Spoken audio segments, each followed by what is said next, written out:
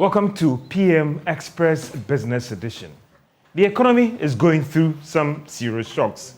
One can talk about inflation, the city's depreciation, and on the downgrade of government's credit worthiness to highly speculative. But in all these things, how do we put the economy back on a strong footing? It's recovery time on PM Express Business Edition. Well, on PM Express Business Edition, we'll be looking at or asking ourselves, how can we get the recovery right? What should be the approach in stabilizing things right now? It is Ghana's economic challenges and how do we get the recovery right? On PM Express Business Edition, as I engage the Deputy Minister of Finance, Abnose Sari, and also she is the Member of Parliament for Etiwa East. Professor Charles Akka is an economist and is with the Institute of Statistical, Social and Economic Research at the University of Ghana. Joe Jackson is a director at Daylex Finance, and he is here with me in studio. So we'll be talking about the economy, recovery, what should be the best approach to stabilize things right now amidst all the challenges and the global shocks and other issues. This is PM Express Business Edition. We'll be right back after this break. Welcome to PM Express Business Edition as we talk about the recovery, or how can we fast track the recovery of the economy, or what should be the best approach in dealing with the current challenges that is facing our economy. This is our IMF program, the all at all, or more things can be done.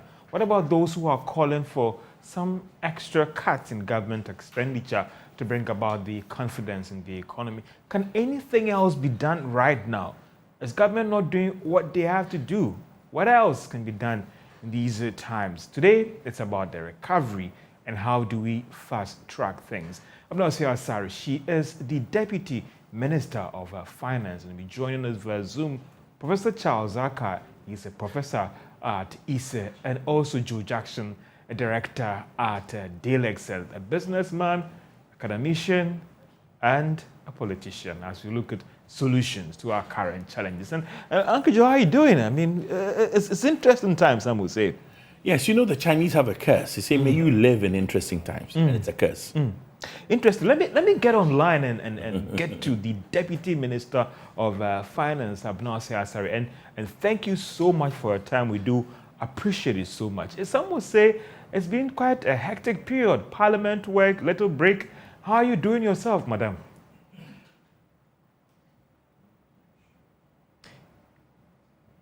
If you can unmute, to be grateful, madam.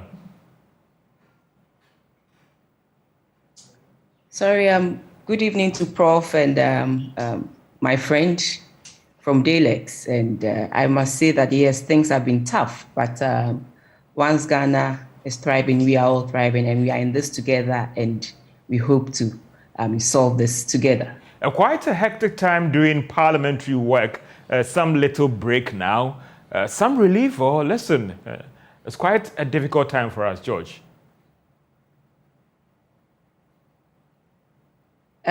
Yes, I must say that, yes, it is a difficult time, and we're going through quite a number of challenges.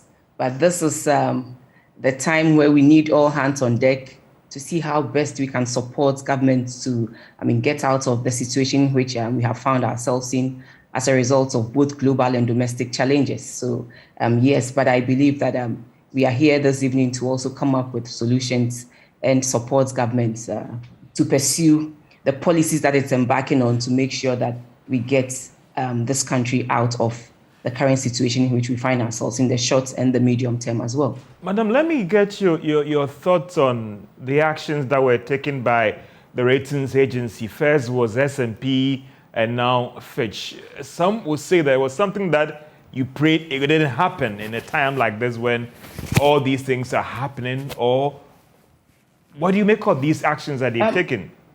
George, if you would recollect, when we took our budget to Parliament, the 2022 budget to Parliament in November, we had a clear understanding of what we really wanted to do.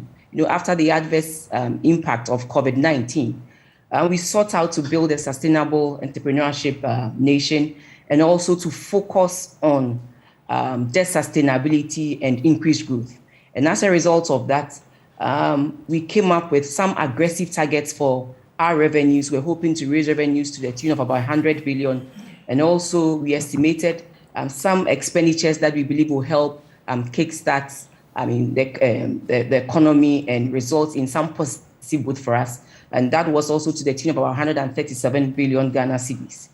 And overall, you saw that we also worked to make sure that we reduce our deficit from the 11.4% in 2021 to about 7.4% in 2022. And so we were hoping that with all this, we were going to get ourselves out of some of the adverse impacts of the COVID-19.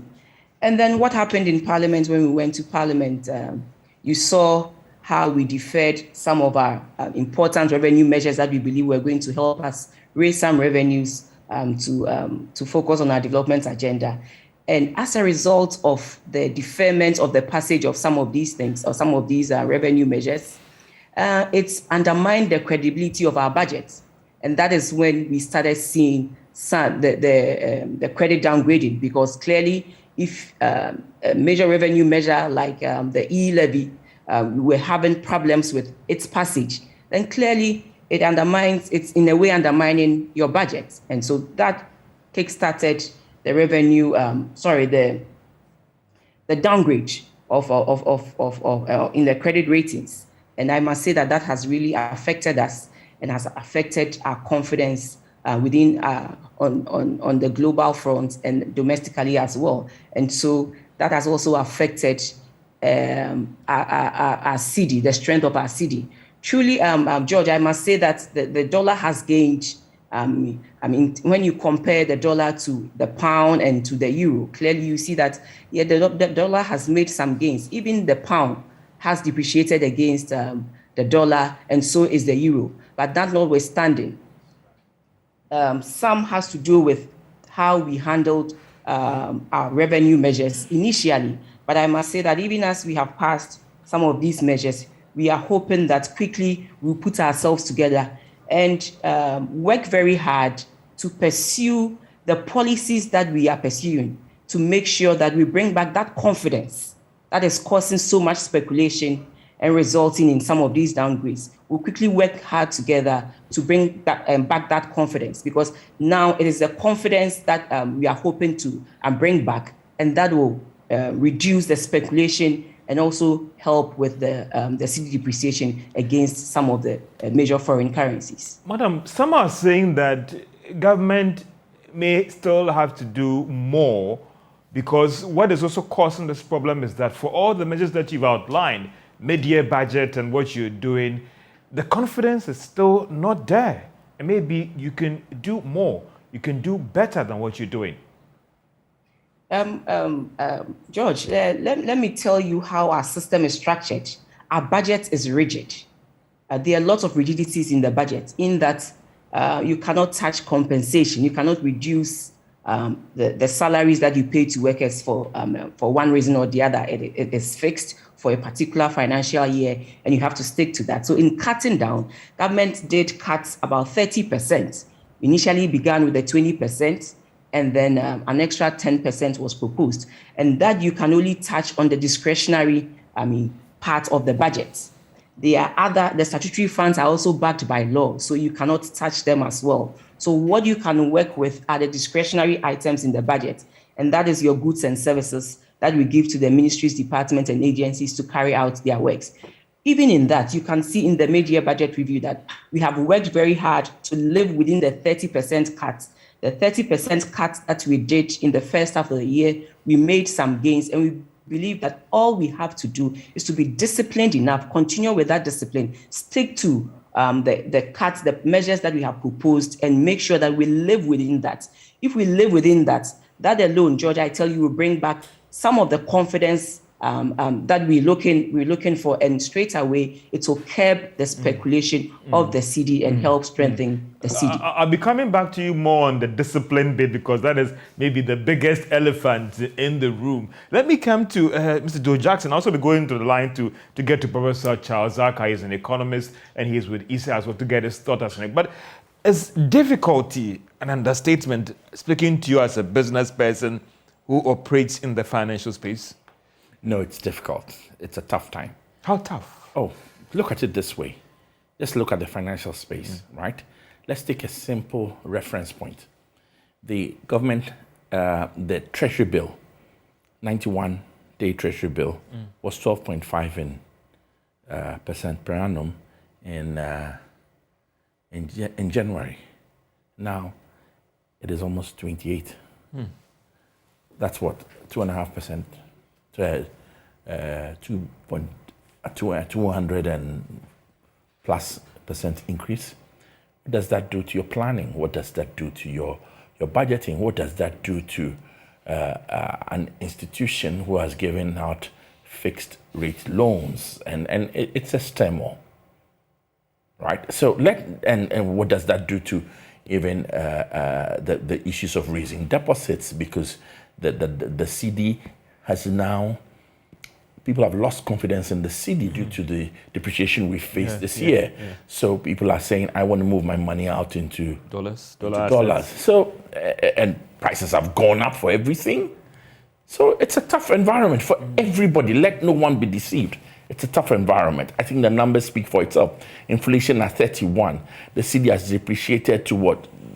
In the forex bureaus over 9.5. What do you call it? Our foreign reserves at a historic low, right? The downgrade of our sovereign debt, and you could go on and on. So I don't think there's any dispute as to how difficult these times are. I'm very glad that the Honorable Deputy Minister of Finance agreed that times are tough. These are some of the toughest times I've faced since 1981. Interesting. There's this talk about confidence, and that is a major ingredient now that guides everyone right now in terms of what you do. As a business person again, do you see light at the end of the tunnel? Listen, first of all, let's be clear. The light at the end of the tunnel is going to be somewhere in Q1. Next year. When or Q2. Well, Q1 really is the operative period where we hope that there will be some agreement with the IMF as to a program that will help restore confidence. So obviously the light at the end of the tunnel is Q1. And the challenges we face are between now and Q1. But I must say that the part where I find difficult, and I'm speaking to our Honorable Deputy Minister of Finance, was that when our incomes could not match up what we expected. And I'll raise my right hand and with my chest out and say, I was very much a supporter of the e-levy because our revenue situation was dire. But when it couldn't get passed, I thought that the mid-year review would not only cut the discretionary expenditure, and I agree that the key parts of the expenditure are difficult to cut. Issues to do with servicing your debt, the debt service portion, issues to do with wages and salaries, they are tough. But I also felt that there were some sacred cows that we should have put on the table and done a review to indicate to the market that we were serious and ready to address our issues. And I think that we lost an opportunity. We lost an opportunity at the mid-year review. In a sense, where we are today is not surprising. Because really, they were, even given our constraints, we still could have done more. And I suppose we could debate this for a long time, but we still should have done more to help with the confidence building as well. Thank you. Let me go to Professor Charles Akka. He's an economist. Sitting back as an economist, was the current challenge expected?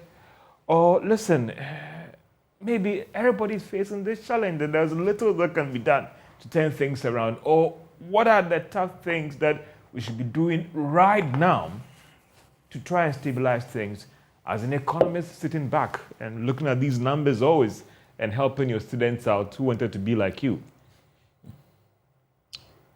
Thank you very much, George, and good evening to the Honorable Abena and Mr. Jackson. I wish I could share my screen, but I don't have the permission. It's disabled. Because I wanted to show you some fundamental problems that the Ghanaian economy has. And we need to look at that. Prof, I understand you can go ahead and share, please. You can't do that, please. Okay, thank you. Just a minute. All right. So I'll come back to you while you try to fix that. But again, I'll come to, I think it's on now. Yeah. So Prof, you can go ahead quickly with your submission, please. Okay. So the first thing I want us to know is that we are running an economy and we need to look at both the long-term, sustainable term, and the short-term. We have agreed to some long-term development goals. And those goals must not be sacrificed because we have a crisis on our hand. And we want to show some confidence to some external people. If you look at these goals, some of them are really, really important and critical to our national aspirations. If you look at the president's vision when he came to power, you look at the Ghana Beyond Aid Charter, you look at the budget, 2022 budget, and you look at the focus of that budget, it's in line with the aspirations of the Ghanaian people that want to build a sustainable, prosperous, shared economy that people have opportunities, low unemployment, high growth, an industrialized economy, self-sustained economy that's not dependent on begging and on aid. So this is a vision I share. So some of these goals require that we need to provide critical expenditure in health and well-being, reduce hunger, which means we must invest critically in agriculture, reduce poverty. Poverty in Ghana now stands at over 20% of the population. High inequality, we want to bring that down. We want to provide clean water and sanitation. We want to invest in industrialization, innovation, and infrastructure, critical infrastructure in Ghana. Very poor roads, very poor. Dumso happened for 5 years under the NDC, and it cost us a lot, and we were almost helpless. We need to invest in renewable energy, decent work. Unemployment now stands at about over 20%. Youth unemployment about 33%. Every 3 people youths you find in Ghana, 1 is unemployed. They're looking for a job, desperate. You see them at the traffic lights. You see them underemployed, precarious kind of jobs that people are doing. This must be reduced. You want to do all of these things. And I think the budget itself was good enough to at least go to some extent. Unfortunately, we found ourselves in a global challenge, which is not due to our fault, but it's just showing that we, as a country, over the last 60 years, have not done the right thing.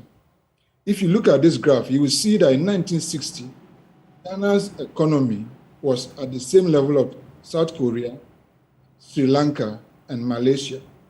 Ghana was actually richer than Sri Lanka and richer than Korea in per capita incomes. Malaysia was richer a little than Ghana. Look at over the last 60 years, what has happened to GDP per capita growth. The average Ghanaian now is worth just about $2,500 per year. Whereas the Malaysian GDP growth per capita has gone about 14 times, and they are now at around $12,000 per capita. Even Sri Lanka, this ill-famed Sri Lanka that has just shown, going through crisis, has done better than Ghana in terms of per capita development. Sri Lanka per capita GDP is around $3,000. And you can see that for all of that. So what have we not done well that has made Malaysia has gone beyond us, and Sri Lanka has gone beyond us, and South Korea has gone beyond us? This is where we need to look at. And if you now begin to go down to the micro, you will see that, for example, we have not invested enough in agriculture, which is actually a blessed sector. That's why we are still dependent on imports of food and frozen fish and frozen chicken and all of that. Very pathetic. And you will see that agricultural value added, if you look at all of that, is showing that we are not doing well. Manufacturing. After Kwame Nkrumah's failed industrialization, all the successive governments have not really invested in industrializing the economy. So we still export raw cocoa beans, we still export timber, lumber, we still exporting gold in its raw form, and we're exporting oil, crude oil, and all those kind of things. So we have not industrialized. And you will see that manufacturing value added per capita in Ghana is just about 5%, when Malaysia is gone to around 25%. South Korea is gone there, and even Sub-Saharan Africa, on average, seems to be doing better. If you look at employment, we have still not increased productivity in agriculture, so that agriculture, Ghana has about 30% of the workforce in agriculture, and is still not able to feed us. And yet, if you look at Malaysia and South Korea, they have just about 2 to 5% people who are farmers in agriculture sector, livestock production, and they are producing enough meat, enough poultry, enough food to feed and to export some. Something needs to be done to agriculture sector. Now, if you look at export, you will see the share of our export that is manufactured. Just about 5% of all the export is manufactured. Over the last 60 years or so, South Korea is exporting about 90% of all the things South Korea exports is agriculture. If you look at Malaysia, for example, Malaysia is exporting about 70% of their export is manufactured. And even Sri Lanka, that's almost collapsed. Sri Lanka was, look at 1965, and look at where Sri Lanka is gone. Sri Lanka is almost 65% of export from Sri Lanka is manufactured, yet they have collapsed. So we are not getting enough foreign exchange into this country because we are not exporting enough. And therefore, because we lack foreign exchange, we are not dependent on borrowing, which is not a problem. Every country borrows. This graph shows that every country in the world, right from 18th century all the way now, you will see debt in advanced countries. Okay, so I'm not particularly worried about running deficits and borrowing. Some people are complaining that our debt to GDP is 78% here and there. It's not really a concern to me. As long as that debt is sustainable and is used so that we can finance the debt. What is worrying about Ghana's debt is that we have decided to expose the country to external commercial private creditors. Very dangerous, very hot money, very speculative capital. And I think that needs to change. In the past, we used to borrow multilaterally. We used to borrow bilaterally from government to government, from IMF, from World Bank. That was quite more understandable. Even that we overran and we went into debt and we went to HIPIC under President Kufuor and the debt was written off. Then since President Kufuor, because they wanted to build the Akosombo Bui Dam or so, 2007, 2008, went to the Eurobond market. And from there, the NDC continued, Honorable Tekwe continued, and then we have also been continuing up to now, to the extent that external debt is now beginning to bite us. If you look at external debt in Ghana, you will see that the debt service on external is been rising from just about 51 million US dollars to now about getting to $3 billion US dollars on an annual basis. This is just to service external debt. And if you look at all the ratios, we are not doing well. If you divide the total external debt over our reserves, you will see this line that is moved from about 40% now to close to 20%, which means that our resources are almost becoming insufficient to finance our external debt. And then if you look at the external debt over the export, the stock of our exports, you will see that that also is not doing well, which means that we are using almost 140% of our export into servicing our debt. That again means that we are not exporting enough and the ratio of our external debt to our fundamentals are weak. So what do we need to do? And in times like this, I don't think the solution lies in fiscal consolidation. I don't believe that at all. Because once you accept that it's fiscal consolidation we need, then you are saying that we have been profligate, we have been spending too much, and we need to cut down. And I don't think that, because the evidence doesn't support that. If you look at Ghana's expenditure over the last 60 years, we are not spending enough. As a government expenditure is moving just around 10% of GDP. Look at Sub-Saharan Africa. They are spending more, government is spending more in Sub-Saharan Africa than in Ghana. If you look at Japan, they are spending about 25%. If you look at Malaysia, Denmark, Japan. So Ghana government is actually thrift. We are too austere. We have not been able to spend enough in infrastructure, in social expenditure. And that is not something that we need to reduce. Look at subsidies. The amount of money that government sent in terms of grant and subsidies to fertilizer, to farmers, and LEAP and social benefits. Ghana is spending, in 2000, we're spending just about 3% of our GDP, of our total expenditure. Now it's going to just about less than 20%. Malaysia is spending about 50%. Look at Belgium, look at all these countries. So it means that government actually is austere. We have been too hard on ourselves. So in times like this, I think what we need to do, if the government is struggling, is a manifestation of a general suffering of businesses and households. So the government cannot be too constrained by resources, and then the people in Ghana are not constrained. So if government say that we don't have money, it means that on average, unemployed people, the civil servant, the business sector, they are always also struggling. And therefore, it's going to affect tax revenue. And the aggregate demand is going down. That's why we are revising our GDP down, because we are in a recession and it's going to continue. So how do we overcome recession? How do we make sure that we build confidence? The confidence is not supposed to be built for the external creditors. The confidence is supposed to be built rather for the Ghanaians. The Ghanaians must not be hopeless and lose confidence in their government. That can lead to Arab Spring, can lead to those kind of social unrest. So I think that the government must focus within first and build the confidence. When I look at the fundamentals and I look at the government reserves and I look at the exports is beginning to do well, because of the devaluation and depreciation of the cedi, exports are becoming competitive. So, which means that it's possible, if we restructure our debt, we can service the interest payment in the short to medium term, at least for the next 12 months.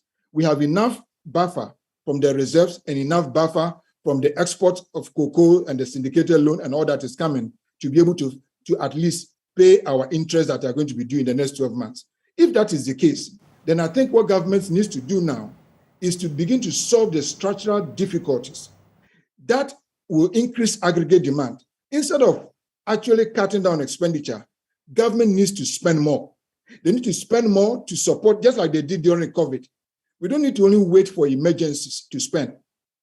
We need government expenditure to spare the economy and to spare confidence and to critically release productivity into the system so that we can raise our GDP from the current 590 billion to $1 trillion. So then Ghana can become rich. And once the GDP grows, the debt level to GDP ratio just falls, because no matter how much you borrow, if the GDP is growing about 10% per annum, the ratio doesn't matter again. That's the situation that's going on in the rest of the world. I get from you that we shouldn't be panicking, right? At all. I don't think we need to panic. In fact, and actually, I'm putting out a paper together which I want to send to the Minister of Finance. And you can tease that with the Deputy Minister of Finance now. But some will say our economy is not that structured for some of these brilliant exposé that you have put across. We need to fix the structure. So, and this, sometimes crises are opportunities. Crises are opportunities to fix the problems. And I think one of the things that the COVID has done is actually to revise our economic notes all over in the advanced countries. They realize that the kind of orthodox economic policies that we have been following, brought to us by the Bretton Woods, IMF included, World Bank included, doesn't make sense anymore. So you see that in the rest of the world, for example, they are calling off the central banks to finance development. And we need to do the same thing. I don't have any problem people criticizing printing money or central bank financing development. There's no problem. The central bank is not Chinese bank. The central bank is part of the government.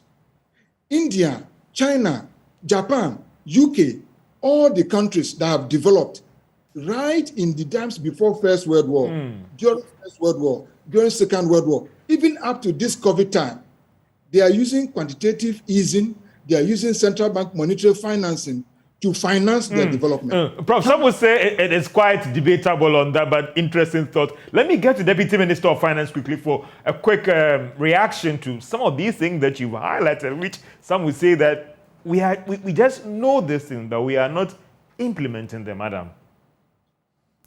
Thank you very much. So it's very, very interesting listening to Prof and my friend from Dalex. And Prof admitted to something that this government has admitted to and is seriously working on it. That's the fundamental structure of the economy. We all know that we were all affected by the COVID-19 pandemic, but some economies, because of the structure of or the nature of the economy, have been able to withstand some of these shocks. So clearly, we all admit that the structure of our economy needs to be looked at. And that is why right from the onset, even when we were in an IMF program way back in 2017, government sought to implement some initiatives and policies that we believe will help in the long run to change the structure or to assist us change the structure of the economy. And one was the planting for food and jobs that we believe will help us make Ghana self-sufficient in the area of food production. Another was also in building the human capacity of Ghanaians through the free SHS. And we also had the 1D, 1F, the one district, one factory, among others. Clearly, this is an agenda, like I said, that is why we have to be disciplined and pursue the policies that we're already pursuing and make sure that we bring back the confidence, not just to our external partners, but clearly to Ghanaians as well. And because if we are in a position to support our businessmen and our businesswomen to produce the things that they are looking for foreign currency to import, clearly we will go a long way to help build the structure of the economy. So, Prof, I'm with you on this. And I believe that one other issue has to do with our revenue generation. I believe that the e-levy was one of the best measures that we believe was going to widen the tax net. But look at the opposition it faced. And as a result of that, we haven't been able to raise that amount of money that we were hoping to raise. But clearly, e-levies sort of brought everybody on board, both the informal and the formal sector. We have more people in the informal sector than the formal sector. So the e-levy was going to capture everybody, especially those in the informal sector who hadn't been captured. And so we believe that we should rather, like I said, support governments to pursue agendas that will increase our revenues. Once we increase our revenues, our dependence on borrowing, like you said, borrowing, there are two things. You either borrow or you increase your taxes. But if you have an opportunity to increase your revenues domestically, that will go a long way. To help you reduce your dependence on borrowing, and that will also, improve on the economy and bring some confidence in the economy. So for me, I believe that government is pursuing this. Government is doing everything possible to help change the structure of the economy, and that is why I am saying that we have to support government to be disciplined in pursuing the policies that it has set out to pursue. Once we are disciplined and we all support in pursuing these policies, we will see some fundamental change in the structure of the economy. And Prof again also mentioned that clearly the COVID has exposed a lot of economies, and it's also given us an idea of how to make and take advantage of the COVID. And in doing so, we all know the Agenda 111 that government sought to pursue and is pursuing. We believe this will help in building a sustainable, economy, because at the end of the day, you can have the best of economies if you don't have the health systems, in a proper setting. That will also go a long way to affect us. I'll be coming back to you on the bit about the fiscal discipline as well. And every member in government singing the same song, and even the posturing as well, in terms of us all being physically disciplined. And what are you doing in that? A bit about e-levy. So the argument is that maybe reducing the rates could just solve the problem. And also, What is the immediate plan right now in terms of building our reserves to try and stabilize the city in the short term? I'll be getting back to you. But George Jackson, I mean, for you, do you share the thoughts and the concerns about we shouldn't panic? And also, as a businessman right now, what do you want government to do? And the signals they should also be sending. I went to a service center today, trying to engage and fix my car. And they gave me an invoice, and I was trying to negotiate for a discount, and I got some slight discount. And I said, okay, I'll get back and make the payment. And the guy was like, Massa, if you get back in 2 days' time, things are going to change. Because the rate at which the city is depreciating, this invoice holds for just 48 hours.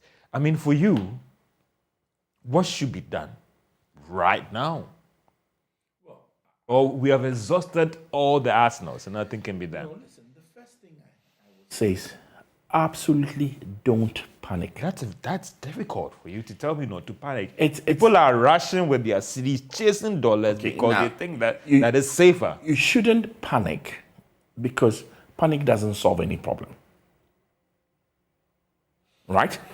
2, there is light at the end of the tunnel.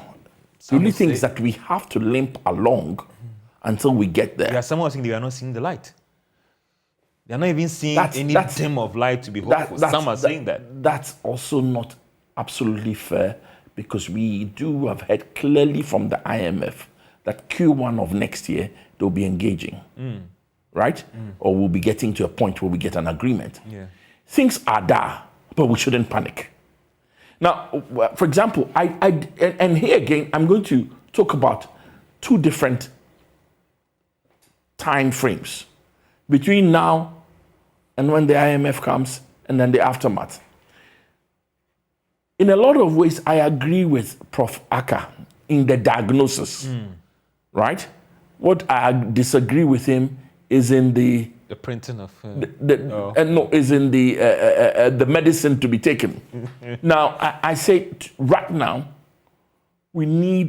this patient needs immediate life fluids, etc., to keep him infusions to keep the patient alive. After that, we can talk about long term what we're going to do to restore this patient to full health. Now, and I will admit that I'm a physical hawk, right? And I demand absolute discipline. And I don't really truly believe that we can just keep borrowing and keep spending, especially in the circumstance that we are. You subscribe to the freezing. I'm not just saying freeze. I'm saying reduce even the sacred cows. Now you can talk about. But what happens? No, I'm coming. Sorry, hold on. You can talk. I know and I agree. The long term, education will be the salvation of this country. We have to invest in the SHS. I'll come to free SHS. Okay. But the point is that right now we're scraping the bottom of the barrel. We have to take a detour, restore confidence, restore physical discipline that everybody seems to agree that we should do before we can talk about the millennium goals anymore and the visions we have for this country. You can't talk about the vision where we are now. How can you talk about the vision when inflation is 31%? How can you talk about the vision when the dollar has depreciated so much this year? How can you talk about it when our reserves are at a historic low? Give the patient life support. There is light at the end of the tunnel, and then we can move forward. What do you want government to do now? If you ask me, government, first of all, we must put aside our partisan posturing. The significant stakeholders, one is the opposition, and this doesn't only apply to the government, it applies to the opposition. Because the opposition is sitting there, and every time the government makes a move, it's looking for a way to score points. And that's why we didn't get the e-levy passed. They're looking to score points. First of all, it's not just government. It's our leadership in parliament. They should sit down and say, this is not good. And how can we survive between now and Q1 next year, at least 6 to But 7 months. they would argue that they also made some submissions about how to go about this e-levy, and government didn't listen. That's water under the bridge. It's okay to tell me you won't do e-levy, but what are your alternatives when we need the revenue? You see, remember that I really don't care very much about our Tax exemptions? No, I don't care very much about our debt to GDP ratio. Really? No, I don't. I don't care about that. What is the problem in Ghana? It's not debt to GDP. But that is where, It's the even debt- though Prof it's the would debt- raise... it's the debt service ratio, Sure. which is how much of our income goes to service our debt. You can look at the US, and their debt to GDP ratio is in excess of 100%. But the difference is that they're using 12% to service their debt, 12% of all revenues. We're using what? 50%. That's the big difference. That's where, so whatever we do, we have to look at the revenue side. We cannot ignore the revenue side. But it is what it is.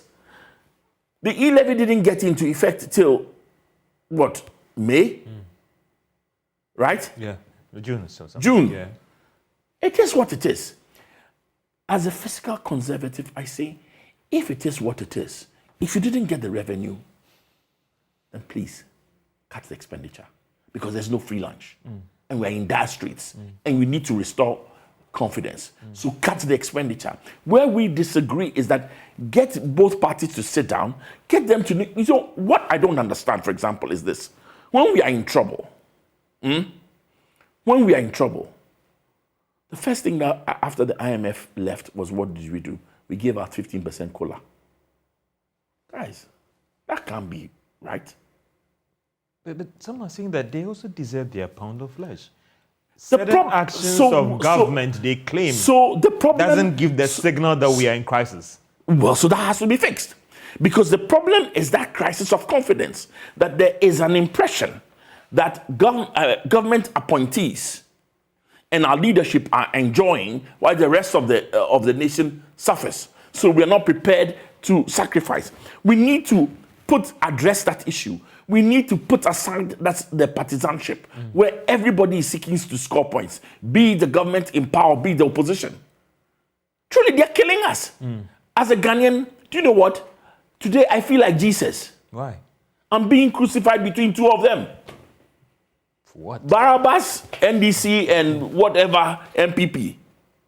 Because I'm the one suffering, and they are playing partisan games. And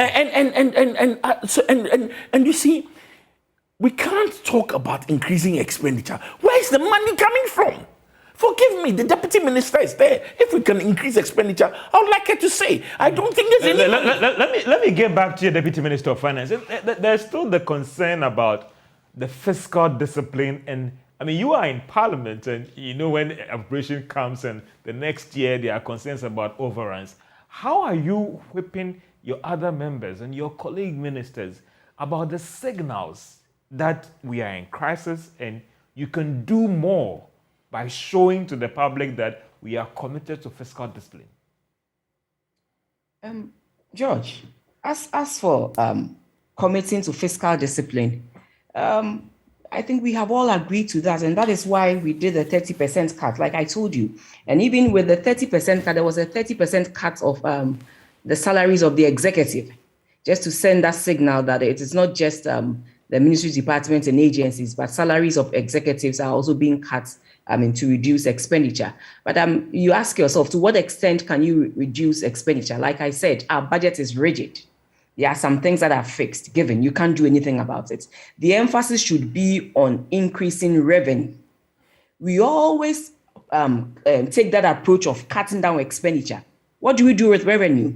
How did we all support, in passing the e-levy? How did we all support to educate people on the e-levy? Like I said, e-levy to me was one of the best measures that we had come out with to widen the tax net. But it hasn't We've always been mobilized talking what about you're widening looking the for, tax some would net, say. widening the tax net. Some would But say here that we come up with a practical solution.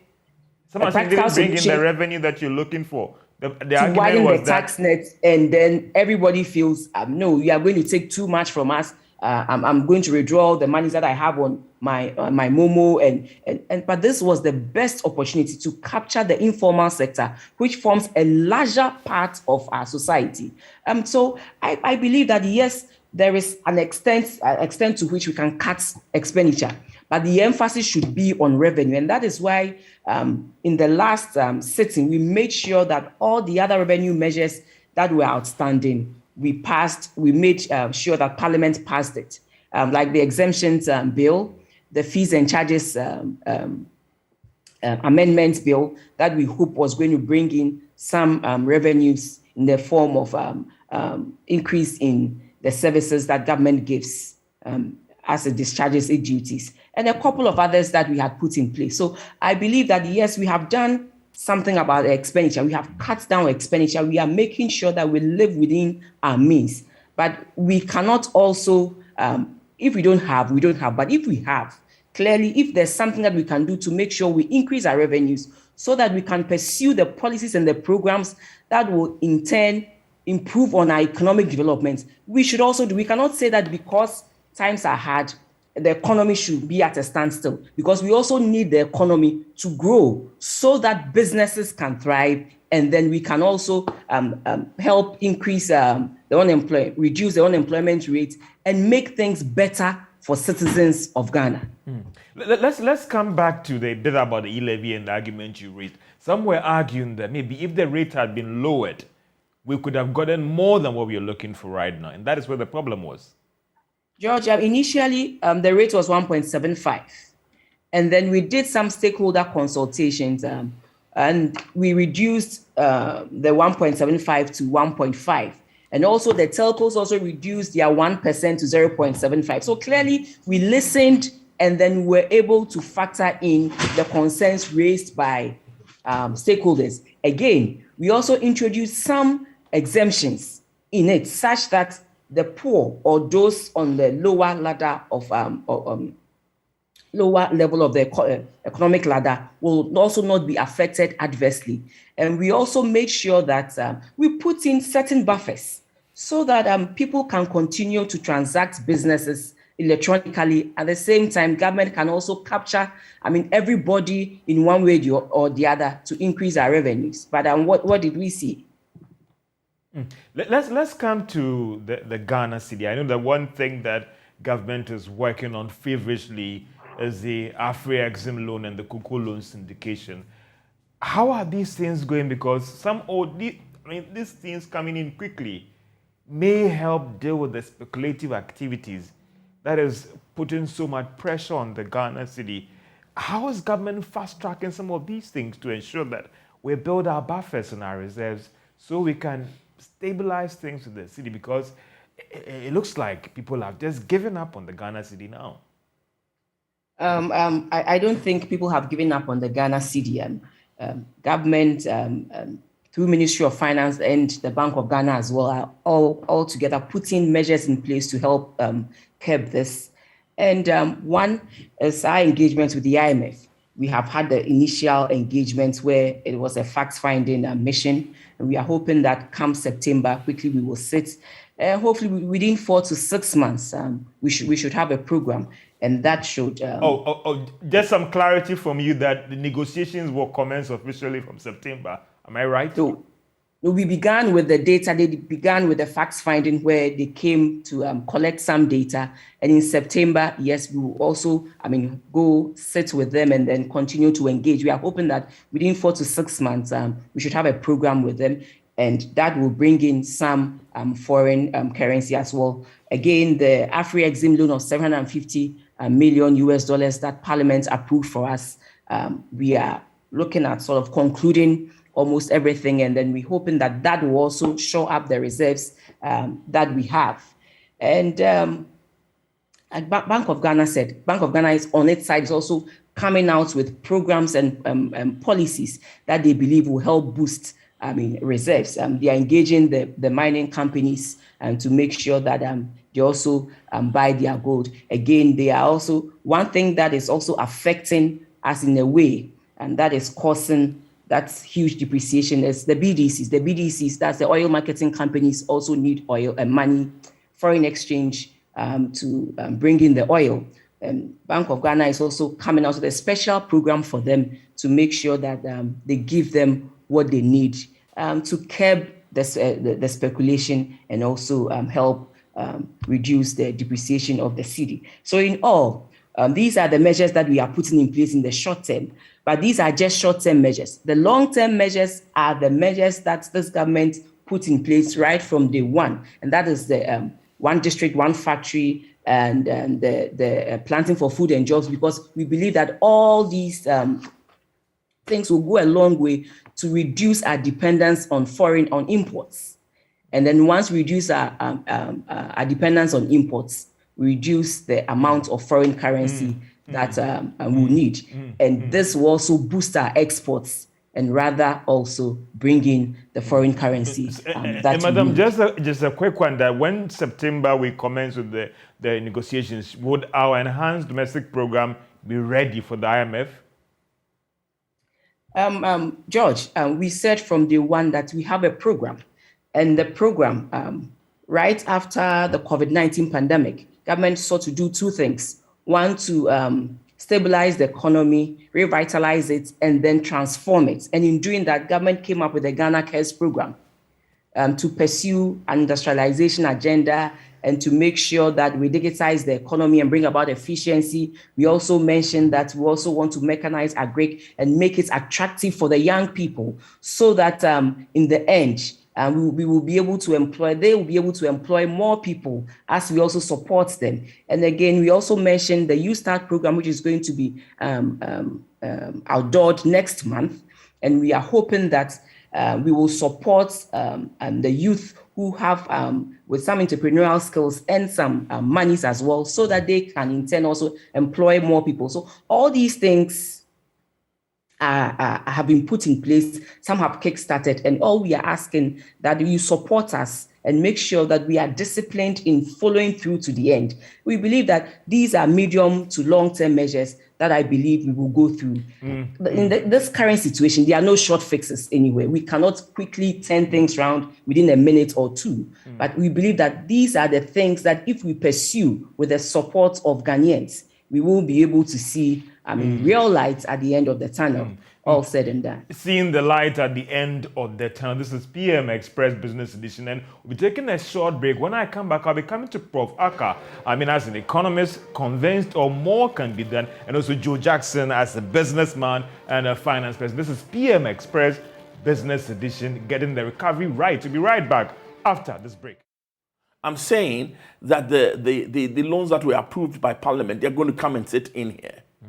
So be cautious. What is your final word to government for you as a business person, speaking as a businessman? Okay. They are taking the head. My final word to government, to the private sector, don't panic. Interesting. To the government, work as if there was a panic. Let me bring in Professor Charles Saka, economist at ISE. Prof, you are an economist. Are you convinced or... Listen, George, I don't know. Prof. Well, thank you very much for listening to the presentations. But let me share some final thoughts. I don't know if you can still see my screen. Are you able to see my screen? Little bit might help, Prof. Yes. Yeah. So, the first thing I want us to know is that if we look at the budget, even the 2022 budget before it was revised mid-year, and the current mid-year budget, we are talking about total expenditure around about 130 billion Ghana cedi. So in per capita terms, divided by the population of Ghana, it's really just about 3,500 per person.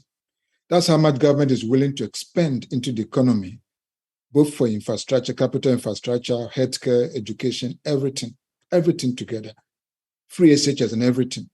Government is spending just less than 4,000 Ghana cedi. And as government spends that, they are willing to raise in terms of tax revenue about 2,300 per every Ghanaian. So it leaves a deficit of just about 1,200. So when we are talking about deficit and fiscal consolidation, let's cut down expenditure. Really, after government has spent and collected tax revenue, what is left in the economy in order for it to stimulate the multiplier for us to create employment is 1,200 per individual. 6% of GDP is a target deficit. That's nothing. We are not talking about 15% deficit, 20% deficit. We are talking about 6%, 1,200 Ghana cedi. That's basically what we need to understand. Deficit is actually an asset. Deficit is how much government has left in the economy without collecting as tax. For the individuals, that is extra money for them to spend on the economy. So I don't buy the idea of cutting down expenditure at all, because it's pro-cyclical. It is going to worsen the recession. It's going to make it more difficult for the Ghanaian, for the unemployed, for the businesses. Whilst inflation is going up, they have to still, out of the income, buy expensive goods, food. If you want to buy food now, plantain or whatever it is, you know how much it costs, fuel, everything. And government is not able to assist in any way because somebody say we need to be disciplined. I totally disagree. Now, in times like this, look at the COVID. When the COVID came, government did something extraordinary. And every government did something extraordinary. They called it, do whatever you can. Because it's better for us to save the economy than to have the situation of what we had in Greece or what we have in Sri Lanka. So if you ask the deputy minister, how did they come about the money that they used to fight the COVID? About 20 billion of that money came from the central bank. And there's nothing wrong for us to call upon the central bank to rather support government to boost the economy further, to industrialize and to spend so that we can, because the reason why people are holding cedis and wanting to buy dollar, they don't see opportunity to invest. If government does not take away the risk and show the entrepreneurial state government that is now ready to construct roads, ready to finance agriculture, subsidies, fertilizer here and there, nobody wants to risk the little money they have. They want to put it in treasury bills or they want to buy dollar. So if you look at all over the world from this graph that I've shown you, you will see that, look at Japan. Over the last 2 years since COVID broke, they have introduced new bonds, new government marketable securities, and 70% of that is purchased by the Central Bank of Japan. That is basically almost non-interest-bearing bond or interest-bearing bond at almost 0%. It's gone onto the asset and liabilities book of the central bank, but it has released money to the government of Japan to deal with the economy going into a recession. The European Central Bank has done the same thing. Billions of euros have been given by the European Central Bank for the EU members to spend to save the economy. US has done that. 57% of US debt issued in the last 2 years is purchased by the Federal Reserve Bank. Poland, Great Britain, half of that is purchased by the British Central Bank. Malaysia has issued debt, almost every country, even South Africa, has issued new debts, and their central bank has stepped in to play the role of a developmental bank. This is the way to go, and there's no evil about it. It's not a taboo.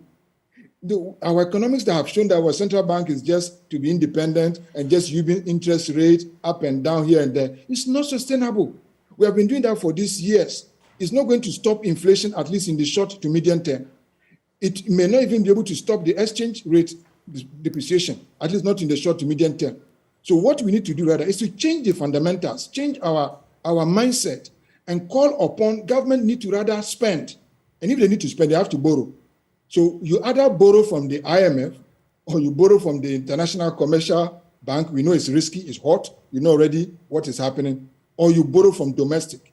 If you borrow from domestic, you can issue bonds, treasury bills that you borrow from individual banks here and there and individuals. The interest rate is very high, now about 25%.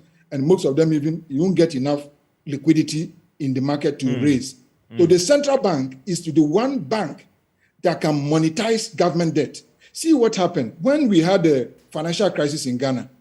The central bank came in to save the financial sector from collapse. And they spent about 30 billion Ghana cedi in trying to what? To basically bail out people's investment that had gone bad. And they are still bailing out, they haven't even finished.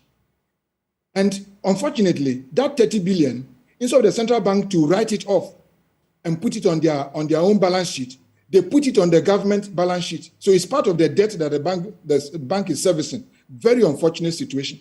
In other countries, it would have been going to the central bank themselves since they caused the problem. Lack of supervision, monitoring, and many terrible things went on in the central bank in the past that resulted in the collapse of almost our banks. So if a new central bank governor comes in and decides to clean the system, you don't put that debt on the treasury, on the Minister of Finance. And that now gives us about the taxpayer is negative net worth to pay a debt that they did not cause. I am proposing that the central bank should take off that financial sector bailout debt from the books. It must be off book record. They must absorb it so that it can create enough fiscal space for the Minister of Finance to spend on real issues. And then they should step in to give the government more loan. If government can raise about 100 billion Ghana cedi and is financed, monetized by the central bank, we don't need to cut expenditure. That can go to critical areas where instead of cutting down growth, now we have reduced our growth from 6% to about 3.7%. That's costly. That's unemployment. That's a situation of misery. That's what we are saying. Anytime growth reduces, it's not good for somebody. Somebody's business is going to collapse. Somebody's going to lose job. Somebody's not going to be hopeless. Rather, other countries are aiming at 5%, 7% growth.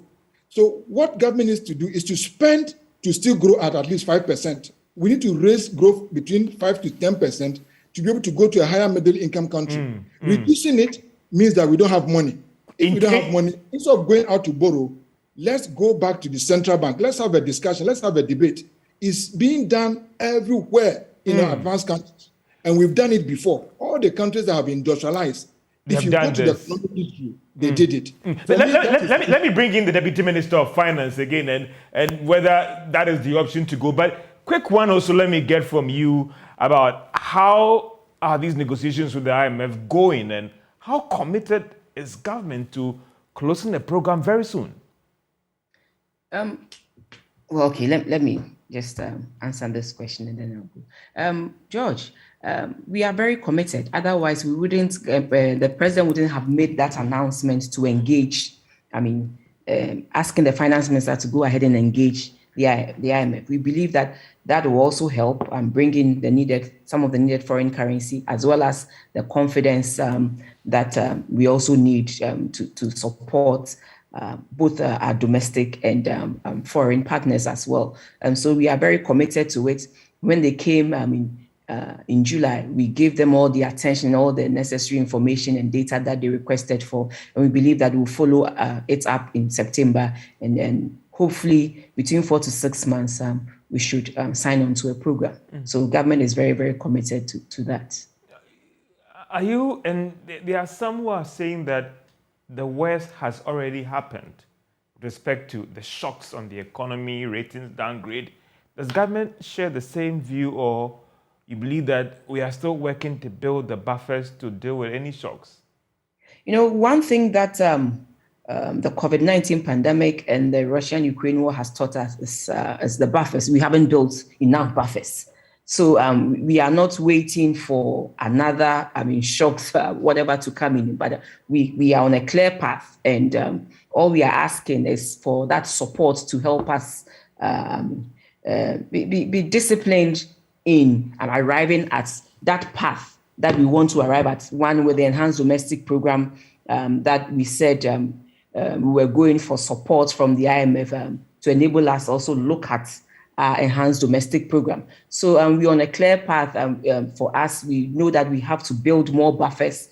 What we had previously before the COVID-19 pandemic and the Russian-Ukraine war wasn't robust enough. So this is what we are going to do. And we believe that we will be able to do that with the support of Ghanaians. George, let me just correct a few things that Prof said that I just want to bring into perspective. One, that BOG gave us 10.5 billion during the COVID and not the 20 billion. Okay. It was 10.5 billion in 2020 that BOG gave to us. And like you mentioned, that the financial sector bailout is on the books of Ministry of Finance, and Ministry of Finance is servicing, those debts, and not BOG servicing the debts. But we must also admit that we talked about the rates and how high they have been.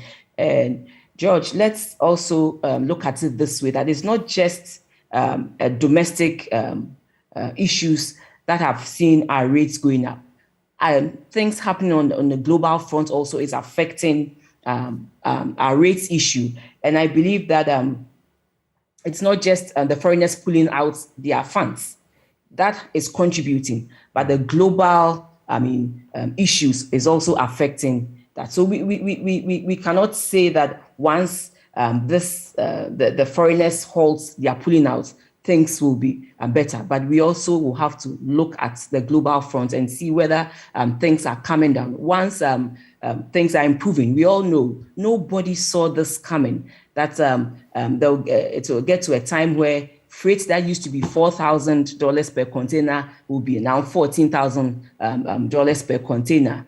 The supply chain issues, disruptions, and all these things, have a toll on the rates as well. So it is not just what is happening internally, but global issues also has an effect on these things. But all I want to say, to Ghanaians is that we have done it before. This government has done it before. And the president saw this coming. Remember, he said, I know how to bring back the economy, but what I don't know how to do is to, raise a dead person. So that is why he knew this thing was going to happen. He knew the effects of COVID-19. He foresaw this way back. And so we have done it before. When we inherited the reins of government in 2016, we were faced with a derailed IMF program. We were able to get it back on track and then get out successfully in April 2019. And so for a government that has done this before, we can do it again. We want to build that confidence and assure people that we have done it before and we can do it again with the policies that we have put in place. And I want to take this opportunity to also thank my friend, Mr. Jackson, and Prof. They have contributed immensely to the discussion this evening. And we are really looking forward to Prof's paper to the Minister for Finance. And I believe that these are some of the stakeholder engagements that we believe will help also support government as it rolls out its policies and programs to get the economy back on track. So we are in safe hands. You talk about stakeholder engagement, but Prof, in a minute, your final word because of time challenges, please. And in a minute, a wrap from you, Prof. Atta, please. Yeah, thank you. I think it's a privilege to be on the program with such great minds. And thank you, Honorable Minister. I think, finally, I would like to have a detailed proposal, but I think let me already signal that, and thank you for the correction. So it's 10.5 billion the central bank supported. So the question that we need to really ask is, did it cause inflation or did it collapse the economy as people feared? And if not, can that be tripled? Can it be quadrupled? What is the cost? Can we discuss that as a country? And is it, because if the IMF gave us, under President Mahama, $900 million to be spent over 3 years, that's basically nothing. It's what the central bank gave us is far more than that. What we are asking IMF for now, if it's true, for $3 billion, that's about 24 billion Ghana cedi. So we could easily get it from the central bank, monetize it, and we will not be under the austerities of the IMF, because the IMF issue, that's what we need to discuss clearly, should not be austerity that actually compromise our long-term development objectives, as it happened in Greece and as it happened in other countries. If they now begin to come and say, okay, cut down expenditure, don't employ, reduce wages, keep a cap here and there. Okay. That's the kind of thing that is going to send us back to the IMF in another 4 years. But we need to have a debate. And if the package is not really sustainable, we need to reject it and look at homegrown solutions. Thank you very much. And Madam Osei, just a 1 minute wrap for you. You talked about stakeholder engagement. There are some who are saying that just bringing more stakeholders on board for the IMF package you're putting together in just a few 30 seconds, please. George, this stakeholder engagement is something that has been ongoing consistently. It is not now that we are quickly looking at engaging stakeholders. At the Ministry of Finance, we have the faith-based organizations, we have the social partnership, which includes labor. And so it is a continuous engagement. We do have engagements with ISA. We listen. I mean, we read their papers. We have engagements with these accounting firms as well. So it is continuous. It's something that is going on. Okay. And what we are looking out for is engagements that will come up with solutions that will support what government is already implementing. And so clearly, yes, it is something that is continuous, something that is going on, and we welcome any solutions, engagement that will bring solutions that will best serve the interests of the people of Ghana. Thank you, Madam Abnose. She's Deputy Minister of Finance MP for Tiwa Joe Jackson, is a Director at DLS, and Professor Charles Aka. He is an economist at the Institute of Statistical, Social and Economic Research. I believe that the debate will still go on in your homes and office on what can be done to fast-track the recovery of the economy. My name is George Wiafe. Have a great day.